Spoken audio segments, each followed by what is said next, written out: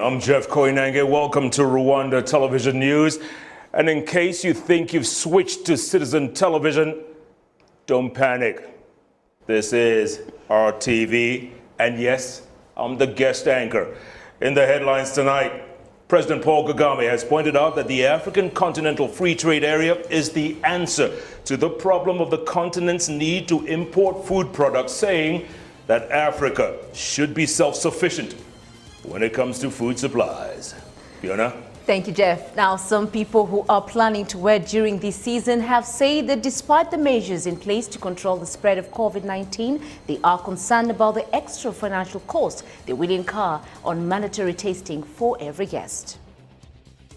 And on the international scene, South African police say all allegations of brutality will be investigated as a new Corruption Watch report emerged alleging police are the most corrupt among the country's civil servants.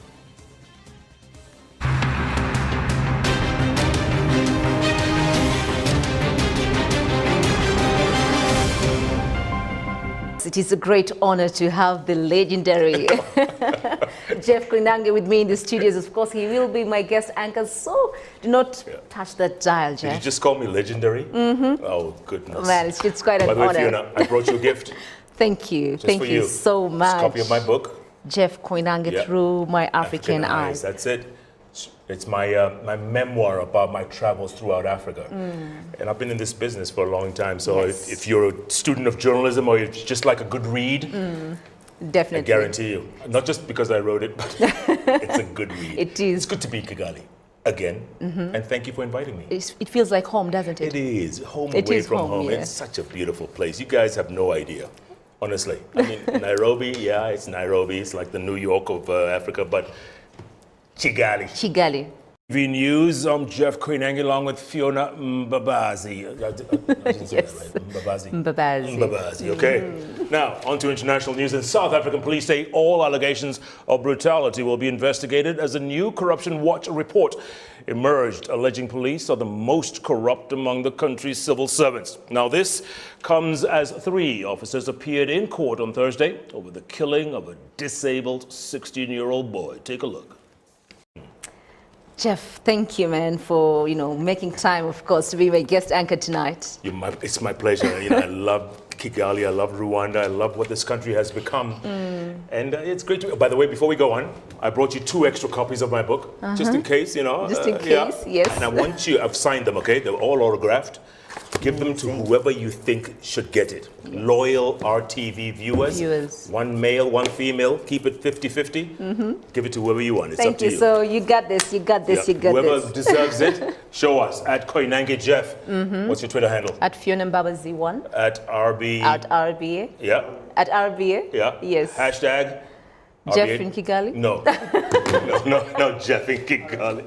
RTV. RTV. There you Yes. go. Yes. Do it. Send a tweet. Why should you get a copy of the book? And then we'll Fiona will decide. definitely. So take us briefly through your journey and how you got here for you to be, the Jeff Koinange that we see today. Mine is a funny journey, honestly. After high school, way back in the mid 80s, long time ago, first of all, my father died when I was 2 months old. 2 months in 1966, and he left behind a 28-year-old widow and 4 kids. I was the youngest. I was 2 months old. So growing up, it wasn't that easy growing up. And what our mother did was she said, I'm going to give you the one thing that'll help you shine in the world. I'll lay that foundation, which is education. Yeah. She did that to us. She gave us a good education, took us to some great schools. And after high school, I tried to apply to college. I couldn't get a scholarship. And I wanted to play sports. I was so good in football and rugby and basketball. Believe it or not, I was back in the day. And I couldn't. So I figured, you know what? Let's see what happens. And then one day I'm working in Nairobi with my first job as a office messenger and office assistant. And I see this ad in the paper. The ad says, we're looking for flight attendants for an airline back in the day known as Pan Am. Very famous American airline, long time ago, called Pan American World Airways, Pan Am. And they said, we're looking for African flight attendants for the very first time to fly the routes. And I said, wow, flight attendant, see the world for free. I'm 19 years old, let me apply. So I applied along with 10,000 people. And they selected 40 Wow. to go to Miami, Florida in the spring of 1986. Wow.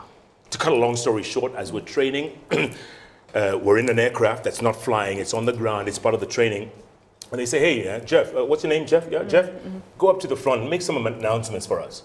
You know, on the PA, like on a plane. You know, when you get on the plane, announcement saying, put your seats, or your baggage under the seat, on the overhead. So I got on the microphone. I said, okay, no problem. I'm acting, let me act. Good evening, ladies and gentlemen. Welcome aboard Pan American, Clipper flight number 088 from Nairobi, Kenya. We're continuing services to Lagos, Monrovia, Dakar, and New York. And I started talking, you know. All of us are trained in cabin safety, and I'm reading the whole manual. Please pay attention to the flight attendants in front of you, and we'll direct you, blah, blah, blah, blah, blah. The guy looked at me, right? He was in the back of the airplane, and he looked at me and said, do that again, man. Do that again. I said, do what again? He said, do that thing you just did again. I said, oh God, I've made a mistake. they're gonna fire me. Yeah. I said, all right, let me try it again. Good evening, ladies and gentlemen. Welcome aboard Pan American, Clipper flight number 088 from Nairobi, Kenya, with continuing services to Lagos, Monrovia, Dakar, New York. He says, you're the guy. I said, I'm what guy? What guy? He says, you're the guy. I said, I'm what guy? He says, you're the guy we're looking for. That voice. And I said, my God. And it was then that I realized that was my gift. That was your gift. I had no other gift. I couldn't be a doctor, a lawyer, an accountant, an engineer. I couldn't. The voice was in the bottom of my throat. Yes. My gift. Can you imagine? That's my story. And I'm sticking to it. And you stick it. It's not changing. Yes. In the midst of this, you know, COVID pandemic, Jeff, I know you also tested positive. I did. Can you imagine me? Of all people. So how was the experience? How was, you know? Look, it was contact tracing. I didn't even know, right? So it was contact tracing. My colleague at Citizen Television, Stephen Leto, tested positive. And they asked him, Stephen, who were you with? And I have this morning radio show, right, on Hot 96. And he says, oh, I was in the morning show with Jeff and so, and Hamo and the rest of the gang. And they said, oh, you need to test. So boss calls me, Shiro Aruru calls me and says, Jeff, you need to test. I need to test what? You just need to test for COVID. I said, why should I test? He says, well, Leto got it, so you get it, it's contact tracing. So sure enough, I tested and I was positive. And I said, oh my God. With no symptoms? Zero. Oh, well, I lost my taste for a while, but that was the only thing. So I said, you know what? This thing has become so stigmatic. It's such a stigma. Everyone's freaking out. They're going crazy. COVID's going to kill you. And I said, I'm going to come out. I'm just going to announce on social media. I didn't even tell my boss. I said, I'm just going to say I'm COVID positive. I'm taking 2 weeks off, and I'm going to be okay. You know, just like most people turn out to be asymptomatic, which means they'll go through the whole thing and they'll come out on the other side. But people get so scared. They think, oh, God, it's the end of the world. Oh, Jesus. And then the West makes it worse for us, and they say, oh, how come those Africans aren't dying? Why aren't those people dying? I said, you know, the simple answer, been through HIV/AIDS, we've been through Ebola, we've been through malaria every other day. I mean, COVID, take a number, get in line. That's what we say. And that's, you know, that's our strength as Africans, huh? Honestly. Absolutely. It's incredible. We have the resilience. We do. We do. Yeah. We do, absolutely. The book. Yes. Through My Africa. What's the book about? You know? Look, it took me 7 years to write, first of all. Huh? 7 years. 7 years to write and this it's your book. second book? It's my second book, yeah. The first one was very educational and academic, I would say. But this one is about, I've been in this business almost 30 years, huh? 30 years. My first job was in May 1991, right out of NYU in New York. And I got my first job at ABC News. So, and of course, it talks about my life growing up in the Nairobi of the 1960s, which, by the way, 60s and 70s was the best time to grow up in Kenya. And when I come to Kigali, I see the Nairobi of the 60s and 70s, only it's 2020. So Kigali has got it right. And I'm not saying this to blow smoke up anyone's skirt. I'm just saying, you guys got it right. The streets work, the traffic works, the people pay attention. You know, it's all about discipline. And out here, I see discipline. I see law and order. I see things working. You know, people laughed. My good friend, and I say my good friend with all respect, President Kagame, my good friend for many years, he once said, I'm going to make Rwanda the Singapore of Africa. People laughed. People laughed. They said, oh, Singapore is an island. Singapore. He says, Watch. And Singapore is a tiny little island in Southeast Asia, which has no natural resources. But they had the port. And the guy who built Singapore, a guy called Lee Kuan Yew, you know the book, From Third World to First, he says, I'm going to make this country known around the world. President Kagame said the same thing. And they said, yeah, Rwanda's landlocked. We have no outlet to the sea. Okay, fine. We'll make it the Switzerland of Africa. Switzerland is landlocked. They only have what? Lake Geneva, and they have the Alps. Okay, Rwanda has Lake Kivu, and they have those mountains. Yes. Look at this. I'm telling you, this is not rocket science. It is not. You guys got it right. So your experiences, how, I'm sure, I've gone through a bit of, through it on the internet. The experiences that you went through, Jeff, the forefront, people dying, writing the African story, standing by Africa through it all. How has this shaped you over the years? Look, like I said, I had no other gift, so I figured if I'm going to do this, I got to do it right. And, in the front lines, back in the 90s, Africa was a wicked place, Wicked place. West Africa, Sierra Leone, Liberia, child soldiers, and they were 8, 10-year-olds with AK-47s and a crazy mind. And, we had to cover the stories to tell the world. And it was rough, I saw my colleagues shot in the streets of Freetown. I saw, it was horrible. But you know what? I figured, instead of those people flying in or parachuting in to tell our story, someone has to tell it from the ground. One of our own. This is a story for us, by us. And I kept going. I said, you know what? This is my mission. Wherever it takes me. It's like Rwanda, post-1994. There was a mission for this government. They said, this is where we're going. If you want to come with us, get on board. And I figured, with my life, what am I going to fall back on? I have nothing to fall. This is all I can do. So I might as well tell my people stories. So from Freetown to Monrovia, Liberia, another crazy place back in the 90s. And look at it now. Everything, it's a renaissance almost. It's coming out together. Africa's really coming together. And it will, with your generation. These kids growing up now, and you heard at the African Green Revolution Forum, 75% of this continent is young people. It's you guys. Your turn to take over. And this is the moment. COVID is a silver lining. People don't know this. It's a silver lining. People need to take advantage because the world is now even. If you see this day, 9/11, 2001, right? September 11th? Yep. All flights stopped flying in America. They stopped all flights. Never in the history of America have all flights been stopped.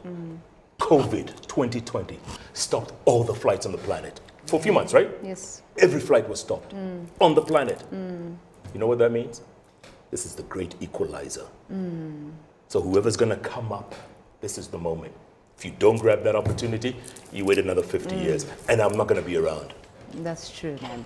Before you go, the advice to the young journalists who are watching, that's one of the questions that has come. Can you tell us what can we do? What are we not doing right? How can we tell our African stories better? Yeah. I'm not going to tell you what to do. I'll just tell you two things. And I always tell every journalist, every person who wants to be you when they grow up, I say two things. One, you're only as good as your last story.